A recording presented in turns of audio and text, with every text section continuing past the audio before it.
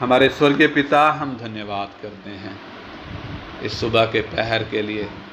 27 जुलाई ये सुबह का समय आपने हमारे जीवनों में ये टाइम दिया है प्रभु, हमें ज़िंदा रखा, इस दिन तक पहुंचाया। धन्यवाद हो पिता। सुबह के पहर में आपके चरणों में आने के लिए आपने हमें मौका दिया। बाप, हम धन्यवाद करते हैं गीत गाकर आपकी स्तुति करने के लिए। धन्यवाद की भेंट आपके चरणों में लेकर आने के लिए आपने हमारी सहायता करी। वचन सीखने के लिए जब हम जाते हैं, आपका वचन प्रभु जो हमारे पाँव के लिए दीपक है, जो हमारे मार्ग के लिए उजियाला है प्रभु, इन दिनों जो आप हमें सिखा रहे हैं, आपसे विनती करते पिता, आज भी आप अपना वचन हमें खोल कर दें। आपका आत्मा हम एक एक को सिखाए प्रभु। समझने वाले कान खुल जाएं, सुनने वाले कान खुल जाएं, समझने वाला मन खुल जाए। बाप, हमारी आंखें खुल जाएं। आपका आत्मा प्रभु हम एक एक जीवन से बात करे, हम एक एक जीवन से आपका आत्मा बात करे प्रभु। आपकी आवाज़ हम सुन पाएँ, आप दया करें। सब बातों को प्रभु हम आपके हाथ में सौंपते हैं पिता। प्रार्थना हमारे उद्धारकर्ता और प्रभु यीशु मसीह के पवित्र नाम में मांगते हैं, आमीन आमीन। पिछले दिनों से हम जो विषय सीख रहे थे, पहले हमने सीखा स्वर्गदूतों की सृष्टि परमेश्वर ने कैसे करी, वो विषय हमने सीखा, 2 दिन में सीखा। फिर हमने देखा मनुष्य की सृष्टि परमेश्वर ने कैसे करी, यानी मनुष्य की सृष्टि कैसे है, उसकी प्रॉपर्टी क्या है, तो वो बात हमने सीखी। आज हम सीखेंगे परमेश्वर का इंतजाम कैसा है, परमेश्वर का इंतजाम कैसा है, परमेश्वर के प्रबंध काम कैसे हैं। What are the God's works of providence, यानी परमेश्वर जो इंतजाम करता है, वो इंतजाम के काम उसके कैसे हैं। उसमें सबसे पहले हम देखते हैं परमेश्वर का जो इंतजाम है वो पवित्र है। हिज प्रोविडेंस इज हॉली। परमेश्वर का जो इंतजाम है वो पवित्र है। जैसे परमेश्वर पवित्र है, उसी तरह उसका प्रबंध काम भी, उसका इंतजाम भी, जो उसने मनुष्यों के लिए, जो उसने सब के लिए जो इंतजाम किया है वो पवित्र है। उसने मनुष्य को अपनी महिमा के लिए बनाया और उसके लिए सब चीज़ों का इंतजाम किया है, सब चीज़ों का इंतजाम किया है। सृष्टिकर्ता को मालूम है कि मनुष्य को क्या क्या चाहिए। जिसने हमें जगत में से चुना है, हमारा उद्धार किया है, उसको मालूम है हम मनुष्यों को, हम उसके खून खरीदे हुओं को क्या क्या चाहिए। सब मनुष्यों को जो विश्वास में नहीं है, उनको भी किसको क्या चाहिए परमेश्वर को मालूम है। इसलिए मनुष्य को अपने लिए कुछ भी मांगने की ज़रूरत नहीं है, कुछ भी मांगने की ज़रूरत नहीं है। हम देखते हैं बच्चा जब पैदा होता है, उसको दूध मांगने की आवश्यकता नहीं है। माँ बाप को भी प्रार्थना करने की आवश्यकता नहीं है प्रभु हमारे बच्चे के लिए कहीं से दूध ला दे। वो हमारा परमेश्वर किसी को भी मांगने से पहले, वो मांगने से पहले हमारी सब ज़रूरतों को पहचानता है। इसलिए हमारे मांगे बिना वो हमें देता है। इसलिए हमें चिंता करने की कोई ज़रूरत नहीं, किसी भी बात के लिए, किसी भी चीज़ के लिए हमें चिंता करने की कोई ज़रूरत नहीं है। आदन की वाटिका में हम देखते हैं, जब इंसान को बनाकर आदन की वाटिका में रखा, उधर 2 पेड़ परमेश्वर ने लगाए थे। वो 2 पेड़ भी परमेश्वर के उसी पवित्र इंतजाम का हिस्सा थे, जिनके द्वारा परमेश्वर ने मनुष्य के सामने चुनाव रखा था कि वो अपनी मर्जी से परमेश्वर की पवित्रताई को चुने। यानी इंसान को परमेश्वर ने परमेश्वर की पवित्रताई को चुनने का मौका दिया उन 2 पेड़ों के द्वारा। तो जब हम उत्पत्ति 3:6 में वो बात पढ़ते हैं, उत्पत्ति 3:6 पढ़िए, उत्पत्ति 3:6, उत्पत्ति की किताब, book of Genesis chapter 3 verse 6, उत्पत्ति 3:6। अतः जब स्त्री ने देखा कि उस वृक्ष का फल खाने के लिए अच्छा और देखने में मनभाऊ और बुद्धि देने के लिए चाहने योग्य भी है, तब उसने उसमें से तोड़कर खाया और अपने पति को भी दिया और उसने भी खाया। हाँ, बेटे फैन थोड़ा कम कर, आवाज़ आ रही। जब स्त्री ने देखा कि उस वृक्ष का फल खाने में अच्छा, देखने में मनभाऊ और बुद्धि देने के लिए चाहने योग्य भी है, तब उसने उसमें से तोड़कर खाया और अपने पति को भी दिया और उसने भी खाया। यानी परमेश्वर नहीं चाहता था कि इंसान पाप में गिरे। भले बुरे का पेड़ लगाकर हम देखते हैं परमेश्वर ने ही वो दोनों पेड़ लगाए। हमारे मन में सवाल उठेगा कि अगर परमेश्वर ने वो पेड़ ही ना लगाया होता तो यहाँ तक नौबत ही ना आती, इंसान पाप में गिरता ही नहीं। क्या भले बुरे के ज्ञान का पेड़ लगाकर परमेश्वर ने मनुष्य को पाप करने के लिए वो पेड़ लगाया? पाप करने के लिए परमेश्वर ने उकसाया, शैतान को उधर भेजकर क्या परमेश्वर ने चाहा कि इंसान पाप में गिरे? हमारे दिमाग में ये सवाल आते होंगे। लेकिन परमेश्वर जो भविष्य ज्ञान में सब बातों को जानता है, जिसने जगत के बनाने से पहले हमें देख लिया, उसको मालूम था कि मनुष्य वाचा को तोड़कर पाप में गिरेगा।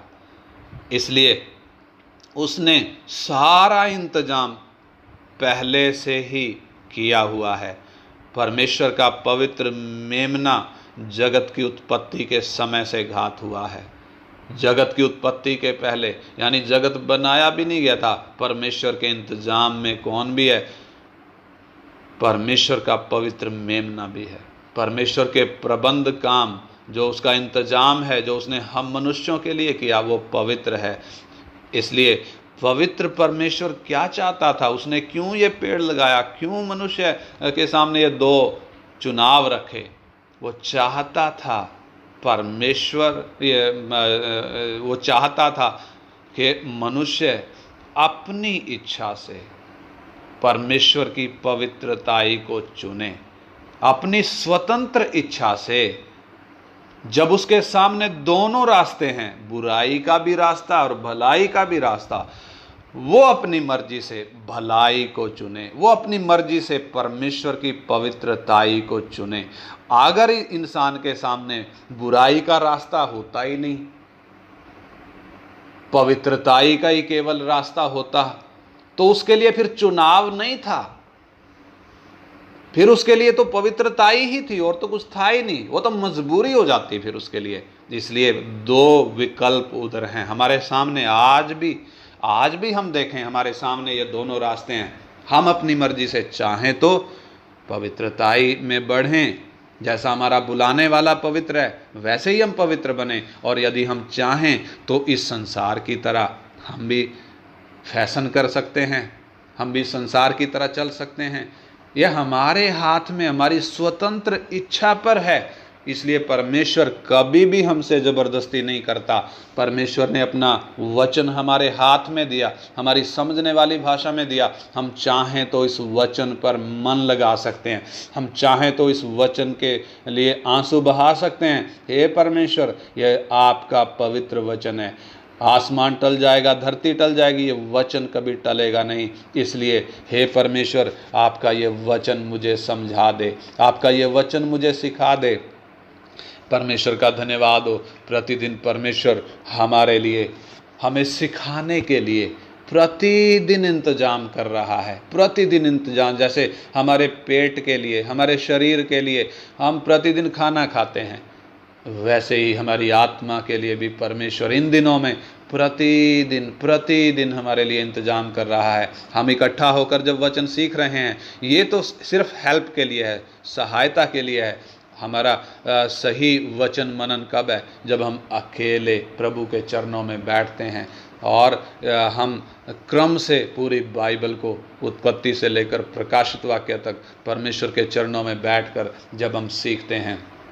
तो परमेश्वर ने दो विकल्प क्यों रखे? ताकि भले बुरे के ज्ञान का पेड़ सामने होते हुए इंसान क्या फैसला ले? मैं परमेश्वर की पवित्रताई में चलूँगा। वो इच्छा इंसान ने जतानी थी। आज हमारे सामने वही दो रास्ते हैं। हम चाहें तो अपनी स्वतंत्र इच्छा से परमेश्वर की पवित्रताई में चल सकते हैं। सारा इंतजाम उसने हमारे लिए करके दिया है। हमारा मन सबसे धोखा देने वाला था, सबसे ज़्यादा धोखा देने वाला था। उसमें असाध्य रोग लगा था। वो परमेश्वर की ओर फिरता नहीं था, कठोर था। परमेश्वर ने वो मन निकाल दिया, हमारे अंदर मांस का मन दे दिया। देखिए परमेश्वर का इंतजाम। उसने हम में ऐसा काम किया कि हमारा नए सिरे से जन्म हुआ है। हम जो अंधेरे में पड़े थे उसने अंधेरे से निकाला। हम जो पाप की गुलामी में पड़े थे उसने पाप की गुलामी से हमें छुड़ाया, पूरी कीमत देकर हमें आज़ाद कराया। इतना ही नहीं, उसने अपना आत्मा हमारे जीवन में हमारे अंदर दे दिया। अपना आत्मा यानी परमेश्वर खुद हमारे अंदर आ गया। और इतना ही नहीं, हमारे हाथ में परमेश्वर का वचन है। हम उसके इंतजाम को जरा देखें। अपनी पवित्रताई में बढ़ाने के लिए वो हमारे सामने कैसे एक एक चीज़ का इंतजाम करा। इतना ही नहीं, उसने हमारे सिखाने के लिए कलीसिया में अपने संतों को भी दिया है, हमें सिखाने के लिए, जो हमें सिखाते हैं ताकि हम यीशु मसीह की पहचान में बढ़ जाएं, ताकि उसके डील डॉल में बढ़ जाएं, ताकि आगे को हम बालक ना रहें। ये परमेश्वर का दान है, ये परमेश्वर का इंतज़ाम है। हम परमेश्वर के इंतज़ाम को जब देखते हैं, निश्चय हम उसका धन्यवाद करते हैं।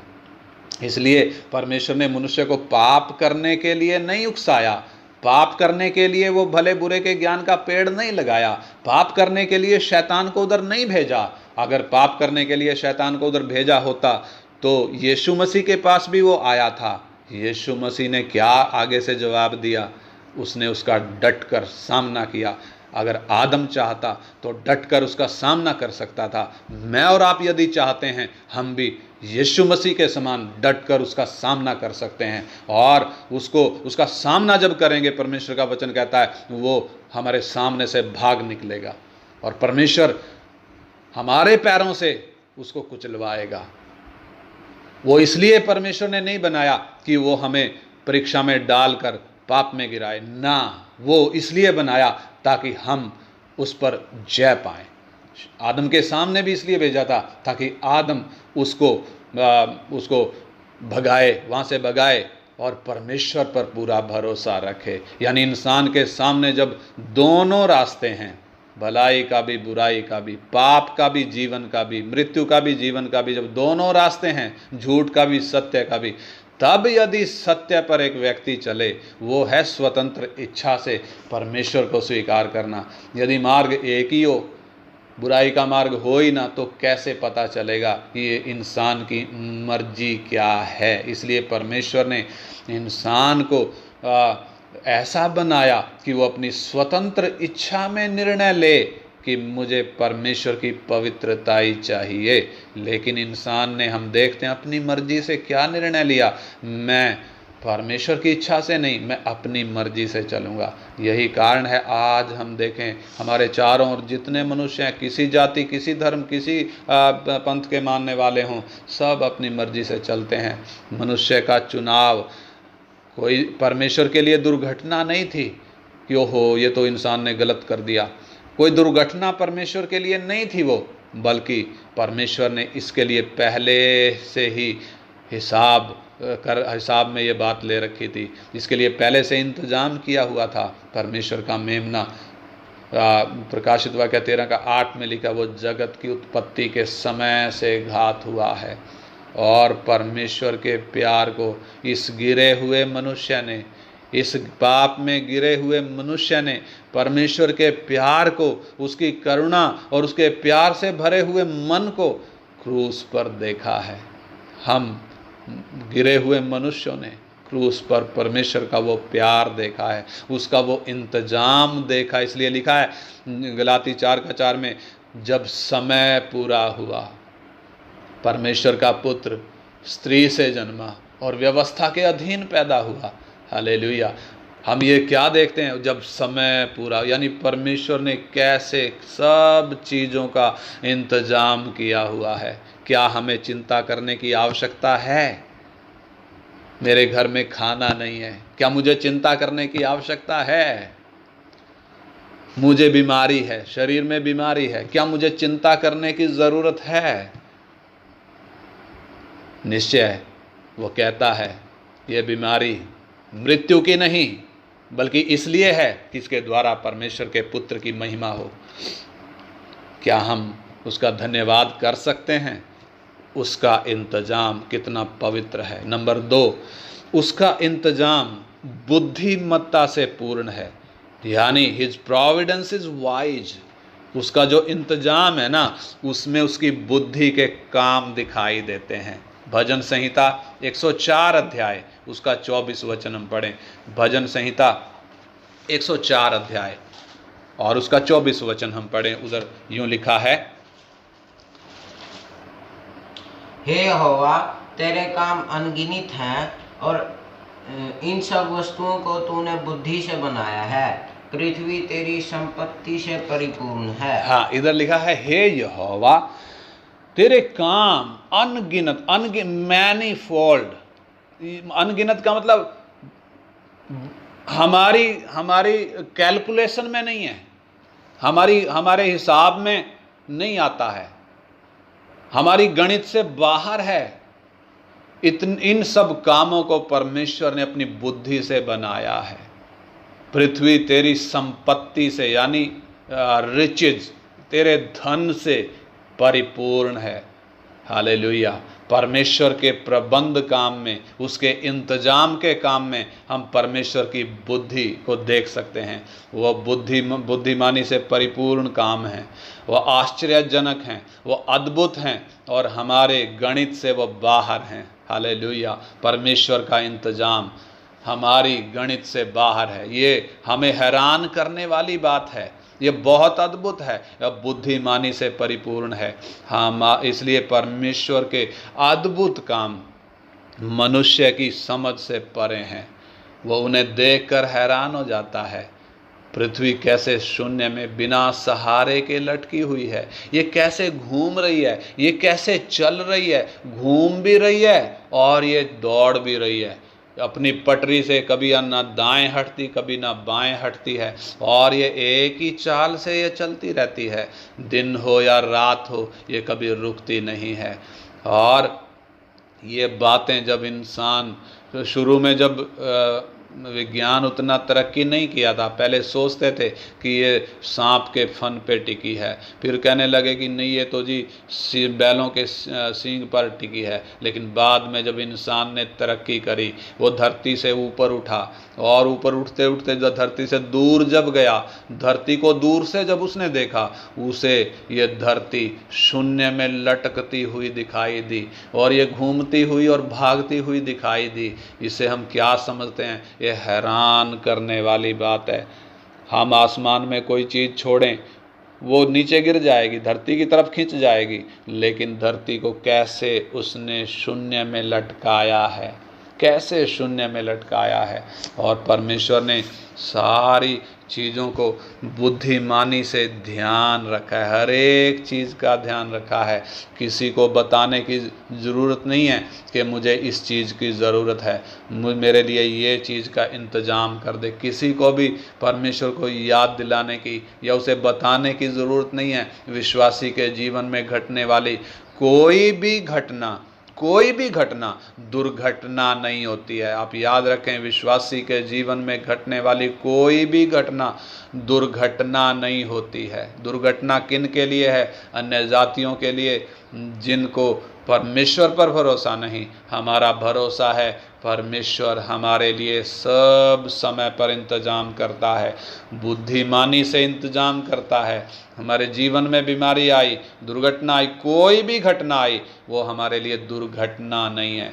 परमेश्वर ने हर एक परिस्थिति को बड़े सुनियोजित तरीके से, बड़े अद्भुत तरीके से डिज़ाइन किया हुआ है, तब उसने हमारे जीवन में वो घटना भेजी है। हमारे जीवन में खुद उसने पहले से ही निर्धारित किया है कि ये घटना मैं इसके जीवन में लेकर आऊँगा। यशाया 28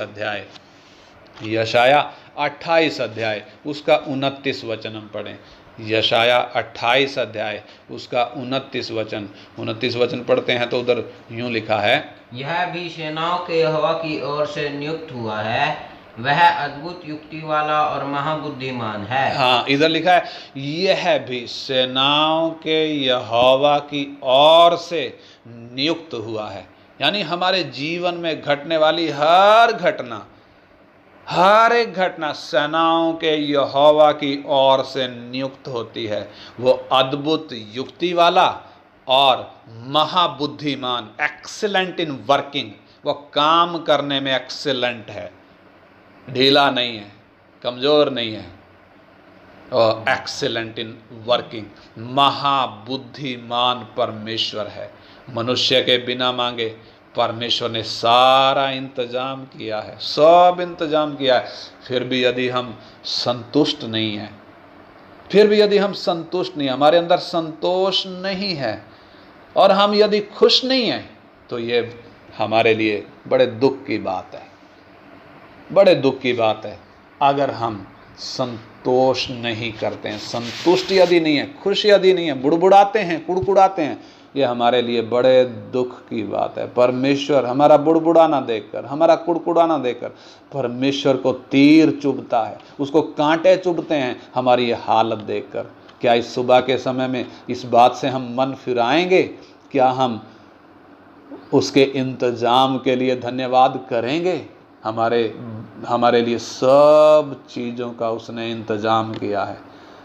और नंबर 3 हम देखें, वो सब वस्तुओं को संभालता है। परमेश्वर सब वस्तुओं को संभालता है। ही अपहोल्ड्स ऑल थिंग्स, वो सब वस्तुओं को संभालता है।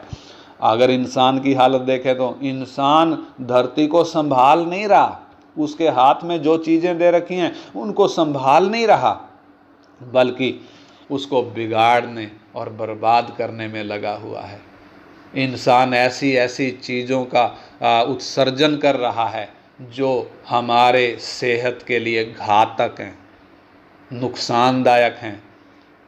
किसान जब खेत में पराली जलाता है, पराली का मतलब जब अनाज उठा लेता है, अनाज के बाद जो उसमें अवशेष बचता है, जो कबाड़ा बचता है, वो सूखा हुआ घास जो बचता है, उसको वो जलाता है। और जब वो जलाता है तो सांस लेना कितना मुश्किल हो जाता है। हम देखते हैं जब धान का सीज़न आता है, हमारे इधर नॉर्थ इंडिया में कितना खतरनाक हालत हो जाती है। हमारे इस हरियाणा में, दिल्ली में, इधर तो सांस लेना मुश्किल हो जाता है। प्रदूषण के बढ़ने से हम दिल्ली में देखें, दिल्ली जैसे बड़े बड़े शहरों में तो, और इधर हमारी साइड में तो जीना मुश्किल हो जाता है। फैक्ट्रियों में से इतना धुआं निकलता है, इतना वो कबाड़ा निकलता है, और मनुष्यों के द्वारा जो अलग अलग उपकरण यूज़ किए जाते हैं, फ्रिज, एसी वगैरह यूज़ किए जाते हैं, इनके द्वारा जो गैस निकलती हैं, हम देखते हैं ओजोन परत को कितना नुकसान पहुंचाती है। ओजोन परत का तो नाम आपने सुना ही होगा।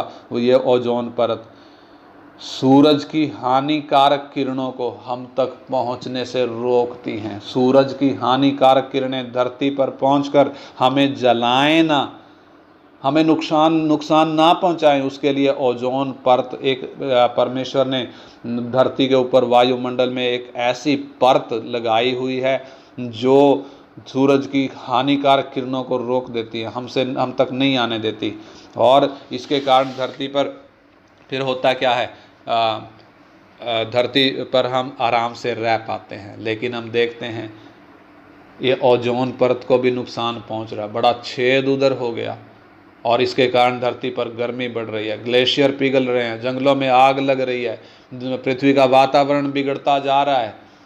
लेकिन फिर भी हम इब्रानी 1 अध्याय उसका 3 वचन पढ़ें। इब्रानी 1 अध्याय उसका 3 वचन क्या लिखा है? इब्रानियों की पत्री 1 अध्याय का 3 वचन, इंसान जब पृथ्वी को बिगाड़ने में लगा हुआ है, इंसान जब पृथ्वी को बर्बाद करने में लगा हुआ है, तब परमेश्वर का वचन हमें क्या कहता है? इब्रानियों की पत्री 1 का 3 पढ़ें। वह उसकी महिमा का प्रकाश और उसके तत्व की छाप है, और सब वस्तुओं को अपनी सामर्थ्य के वचन से संभालता है। हाँ, इधर लिखा है वो सब वस्तुओं को अपनी सामर्थ्य के वचन से संभालता है। यानी परमेश्वर यदि धरती को ना संभाले तो इंसान तो कब का इसको बिगाड़ चुका होता। हम देखते हैं अभी पिछले दिनों, अभी फिर से शुरू होता जा रहा है, लॉकडाउन आ गया है। धरती पर लॉकडाउन क्यों आ गया? ये पहली बार हुआ है मनुष्य के इतिहास में जब ये महामारी के कारण लॉकडाउन आया हो। इस लॉकडाउन के टाइम में इंसान घर में छिपा बैठा है। जब इंसान घर में छिपा बैठा, पिछले दिनों हमने समाचार देखे थे, सुने थे, किस प्रकार हमने अपने चारों ओर भी देखा था, हवा साफ हो गई। हवा कितनी साफ हो गई, वातावरण कितना साफ हो गया, नदियों का पानी जो कितना गंदा काला पानी रहता था वो कितना साफ हो गया। हमने पिछले दिनों ये देखा है, अनुभव किया है। और इस दौरान ये ओजोन परत जो बड़ा छेद हो गया था, ये छेद भी परमेश्वर ने रिपेयर कर दिया। पिछले दिनों ये समाचार आया था कि वो जो बड़ा छेद ओजोन परत में था ये भी कुछ हद तक ये भर गया है।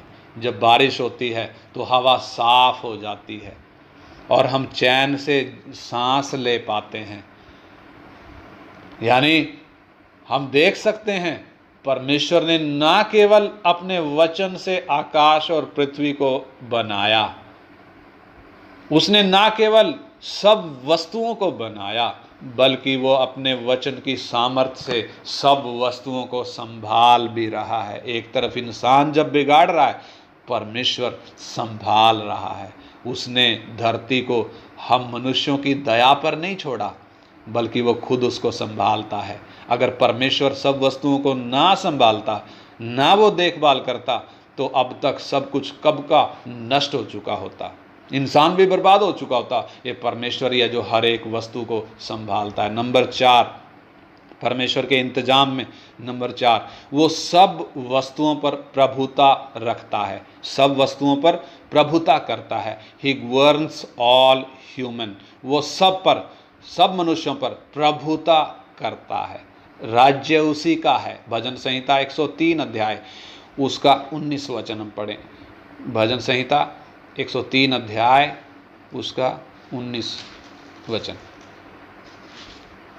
यहोवा ने तो अपना सिंहासन स्वर्ग में स्थिर किया है और उसका राज्य पूरी सृष्टि पर है। हाँ, परमेश्वर का राज्य पूरी सृष्टि पर है। बेशक उसका सिंहासन तीसरे स्वर्ग में है, लेकिन उसका राज्य सारी धरती पर है। पिछले दिनों हम सीख रहे थे परमेश्वर की युक्ति के विषय में, कैसे परमेश्वर बड़े बड़े सम्राटों को अपने हाथ में लिया। पिछले इतिहास में हम पढ़ सकते हैं परमेश्वर ने बड़े बड़े सम्राटों को, बड़े घमंडी थे, उनको अपना हथियार बनाकर अपने काम में इस्तेमाल किया। परमेश्वर कहता है ये मेरा दास है, ये मेरा अभिषिक्त है, ये मेरा चरवाहा है। पिछले दिनों हम सीख रहे थे उस बात को।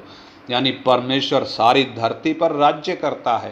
राजाओं पर, सम्राटों पर भी राज्य किसका? परमेश्वर का है।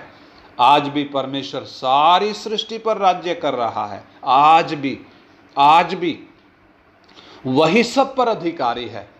मनुष्य पाप का गुलाम है, जिसके कारण शैतान उसको तंग करता है, उसके जीवन में काम करता है, उसके आगे पीछे घूमता है। लेकिन परमेश्वर ने पृथ्वी को कभी भी शैतान के हवाले नहीं छोड़ा, कभी भी शैतान के हवाले नहीं छोड़ा। राज्य परमेश्वर का है और सब कुछ उसी के अधीन है। सृष्टि की कोई भी परिस्थिति उसके नियंत्रण से कभी भी बाहर नहीं हुई है। इंसान के लिए गोरैया की कोई कीमत हो सकता है ना हो। हम परमेश्वर के वचन में पढ़ते हैं, मत्ती 10 अध्याय 29, 30 और 31 वचन हम पढ़े। मत्ती 10 अध्याय 29, 30, 31। एक छोटी चिड़िया की कीमत इंसान की नज़रों में चाहे कुछ भी ना हो, लेकिन परमेश्वर की नज़रों में उस चिड़िया की कीमत कितनी है, हम परमेश्वर के वचन हमें गवाही देता है। वो छोटी चिड़िया भी परमेश्वर की नज़रों में कितनी कीमती हैं। क्यों? क्योंकि वो उनकी भी देखभाल करता है। उसकी बनाई हुई होने के कारण वो एक एक छोटी चिड़िया की भी, एक एक छोटे जीव जंतु की भी कैसे वो चिंता करता है, कैसे देखभाल करता है, कैसे इंतज़ाम उसने कर रखा है। मत्ती 10 अध्याय 29 से 31 तक पढ़ें। क्या पैसे में 2 गुराइयाँ नहीं बिकती, तो भी तुम्हारे पिता की इच्छा के बिना उनमें से एक भी भूमि पर नहीं गिर सकती। तुम्हारे सिर के बाल भी सब गिने हुए हैं, इसलिए डरो नहीं, तुम बहुत गुराइयों से बढ़कर हो। इधर जो बात लिखी है, क्या एक पैसे में 2 गुरैया नहीं बिकती, यानी एक पैसे में 2 गुरैया, तो एक गुरैया की कीमत आधा पैसा किसने लगाई? परमेश्वर ने नहीं, इंसान ने। बेच कौन रहा है? इंसान ना बेच रहा है। तो परमेश्वर की बनाई हुई एक छोटी गुरैया को इंसान 2 पैसे में एक पैसे में 2 गुरैया बेच रहा है, तो भी हमारा स्वर्गीय पिता, उसको देखो, उसकी इच्छा के बिना उसमें से एक भी भूमि पर गिर नहीं सकती। इसलिए हमसे क्या कहता है वो परमेश्वर? डरो नहीं, तुम्हारे सिर के सब बाल भी गिने हुए हैं, तुम बहुत गुरैयों से बढ़कर हो। यानी छोटी सी गुरैया की देखभाल करने वाला परमेश्वर हमसे कहता है तुम्हारे सिर के सब बाल गिने हुए हैं, इसलिए डरो नहीं। बाल गिने होने का मतलब मैंने पिछले दिनों बताया था। बाल गिने होने का मतलब उसने हमारे जीवन में छोटी से छोटी चीज़ों का भी ख्याल रखा हुआ है। हर छोटी से छोटी चीज़ का उसने पहले से ही इंतज़ाम किया हुआ है, हिसाब में ले रखा है। कितने पैसे हम खर्च करेंगे, कितना खाना हम खाएंगे, कितने कपड़े हम पहनेंगे, हमें साइकिल की ज़रूरत है या मोटरसाइकिल की ज़रूरत है या गाड़ी की ज़रूरत है। परमेश्वर ने पहले से ही हर चीज़ का इंतज़ाम किया हुआ है। हमें इन दिनों में देखें तो हमारे लिए मोबाइल का इंतज़ाम, हमारे लिए टीवी का इंतज़ाम, हमारे लिए इंटरनेट का इंतज़ाम, हमारे लिए यूट्यूब के द्वारा प्रतिदिन या इस गूगल मीट के द्वारा या सोशल मीडिया के द्वारा किस तरीके से वचन प्रतिदिन हमारे लिए पहुंच रहा है, हम इसमें इन सब चीज़ों में परमेश्वर के उस इंतज़ाम को देख सकते हैं। ये सारा इंतज़ाम परमेश्वर ने करके दिया है। फिर भी यदि एक विश्वासी बुड़बुड़ाता है तो आप सोच कर देखें, एक कुत्ता होता है ना, कुत्ता, वो उससे ज़्यादा अच्छा है। क्यों? वो अपने मालिक को देखकर प्यार करता है, उसको देखकर पूंछ हिलाता है। क्यों पूंछ हिला रहा है? ये मेरा मालिक मुझे प्यारा लगता है, इससे मैं प्यार करता हूँ। कौन एक कुत्ते का एटीट्यूड देखें। लेकिन मैं और आप यदि बुड़बुड़ाते हैं तो कुत्ता हमसे ज़्यादा अच्छा है। हमारे बाप ने हमारे हाथ में लिख कर दिया, चिंता ना करो, तुम्हारे सब बाल भी गिने हुए, एक एक बाल गिना हुआ है। फिर भी यदि हम चिंता करते हैं, हाय हाय इस बीमारी में क्या होगा, हाय हाय ये दुर्घटना हो गई क्या होगा, हाय हाय हमारे घर में कुछ नहीं है क्या होगा, हाय ये कैसे होगा, हाय वो, ये दुनिया बोलती है। हमारा एक पिता है, हमारा पिता सारे आकाश और पृथ्वी का मालिक है। मोदी को उसी ने नियुक्त किया है, राजाओं को वही नियुक्त करता है, सारी धरती पर राज्य उसी का है। इसलिए हमें कि वो क्या बोलेगा, हे अल्पविश्वासी, चिड़ियों को खिलाने वाला क्या तुझे नहीं खिलाएगा। इसलिए इस सुबह के पहर में हम सोच कर देखें, हमें अपने जीवन की किसी भी बात या किसी भी परिस्थिति को लेकर चिंता करने की ज़रूरत नहीं है, बल्कि हर एक परिस्थिति में सृष्टिकर्ता परमेश्वर पर हमारा पूरा भरोसा होना चाहिए। अपने मालिक पर, अपने पिता पर, अपने प्रभु पर हमारा पूरा भरोसा होना चाहिए। जब वो कहता है कि डरो नहीं, तुम बहुत गुरैयों से बढ़कर हो, तो हमें चिंता करने की आवश्यकता नहीं है। ये वही वचन है जिसके द्वारा धरती आज तक टिकी हुई है, सूरज आज तक टिका हुआ है। ये वही वचन है जो हमारे हाथ में लिख कर दिया गया है, लिखा है कि डरो नहीं, तुम बहुत गुरैयों से बढ़कर हो। फिर भी क्या मैं और आप डरते हैं? बीमारी आती है तो क्या मैं और आप बुड़बुड़ाते हैं? पैसा नहीं होता घर में तो क्या मैं और आप बुड़बुड़ाते हैं? कोई घर में परेशानी आ गई, छोटा मोटा झगड़ा हो गया तो क्या बुड़बुड़ाते हैं? क्या करते हैं? क्या अन्य जातियों की तरह हमारा व्यवहार है? या अन्य जातियों के लिए, हम टेढ़े और हठीले लोगों के लिए एक जलता हुआ दीपक हैं। परमेश्वर का वचन ने, परमेश्वर के वचन में हमें लिख कर दिया, परमेश्वर ने हमें लिख के दिया, बोला है तुम टेढ़े और हठीले लोगों के बीच में जीवन का वचन लिए जलते दीपकों के समान नजर आओ। परमेश्वर ने वो काम हमें सौंपा है, इसलिए हमारा जीवन कैसा होना चाहिए। नंबर 5, इसको अगर देखें तो नंबर 5 है, उसके बाद नंबर 6 है, और उसके बाद नंबर 7 है। तो उसके बाद थोड़ा और भी आगे है, ये फिर हम कल सीखेंगे क्योंकि टाइम ज़्यादा हो गया, ड्यूटी वाले भी हैं। तो हम यहाँ पे समाप्त करते हैं। हमने इस वचन में क्या देखा? सबसे पहली बात, परमेश्वर का जो इंतज़ाम है वो पवित्र है। परमेश्वर का जो इंतज़ाम हम मनुष्यों के लिए है वो पवित्र इंतज़ाम है। नंबर 2, ये इंतज़ाम बुद्धिमानी से परिपूर्ण है। नंबर 3, ये इंतज़ाम के द्वारा परमेश्वर सब वस्तुओं को संभालता है। और नंबर 4, वो सब पर प्रभुता करता है, सब पर प्रभुता करता है। इसके आगे का फिर हम, प्रभु की मर्जी होगी, प्रभु जिंदा रखेगा तो हम कल इसके आगे सीखेंगे। आइए हम प्रार्थना करें। Hallelujah, hallelujah. हम जरा सोच कर देखें, इन वचनों को हम मनन करके देखें। मेरे लिए सारा इंतजाम हो चुका है, मुझे बुड़बुड़ाने की आवश्यकता नहीं, मुझे चिंता करने की आवश्यकता नहीं।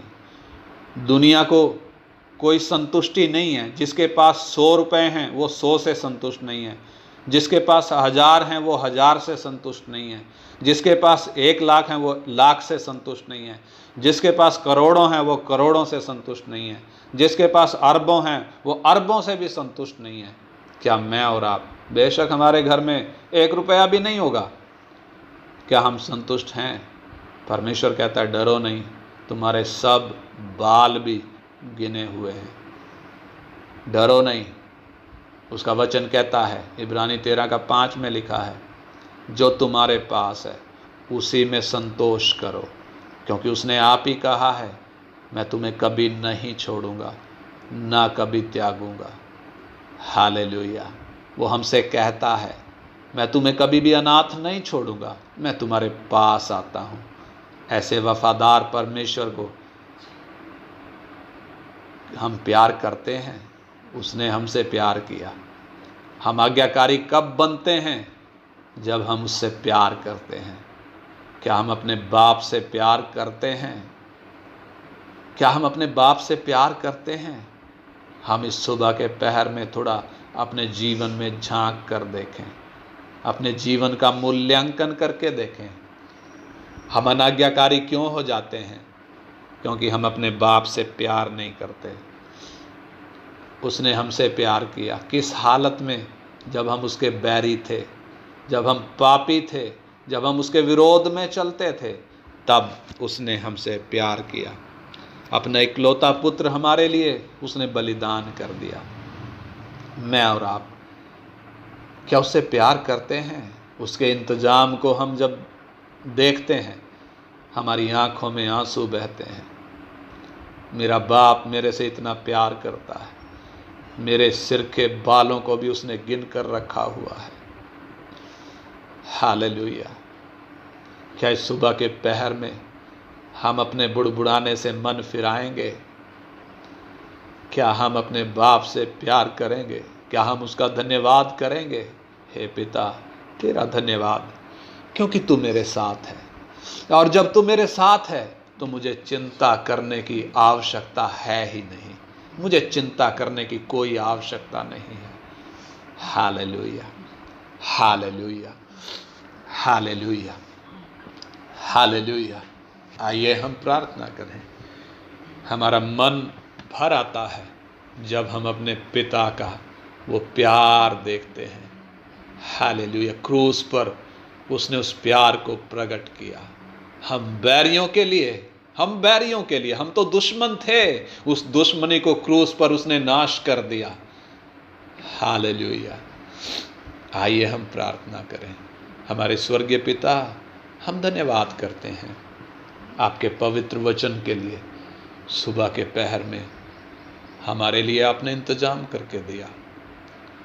जब इस इंतजाम को हम देखते हैं प्रभु, कितना अद्भुत तरीके से आपने ये इंतजाम किया है। दुनिया जब परेशान है, आप प्रतिदिन हमारे लिए इंतजाम करते हैं, अपने चरणों में बिठाते हैं, ताकि हम आपके प्यार को पहचानें, ताकि हम आपके स्वभाव को, आपके सिद्धांतों को जानें, ताकि आगे का हमारा चाल चलन बदल जाए। पहले जैसा ना रहे, संसार के जैसा ना रहे, बल्कि है पिता आपके पुत्र का स्वरूप हम में दिखने लग जाए। हालेलुया। पिता धन्यवाद, धन्यवाद इन वचनों के लिए। हमारा चाल चलन प्रतिदिन इन वचनों के अनुसार होता जाए पिता। हम संसार के जैसे नहीं, बल्कि हम इन वचनों के जैसे चलते जाएं। जो नमूना इन वचनों में हमें मिलता है, हमारे मुंजी का जो नमूना, हमारे प्रभु यीशु मसीह का जो नमूना हमें मिलता है, उस नमूने के अनुसार हम चलते जाएं, उन पद चिन्हों पर हम चलते जाएं। प्रभु हमारी नजरें किसी पास्टर पर, किसी मनुष्य पर ना हो, बल्कि हमारी नजरें हमारे प्रभु यीशु पर टिकी रहें। हालेलुया। सहायता कर पिता। दिन भर नियंत्रण आप करें, दिन भर आप हमारी अगुवाई करें।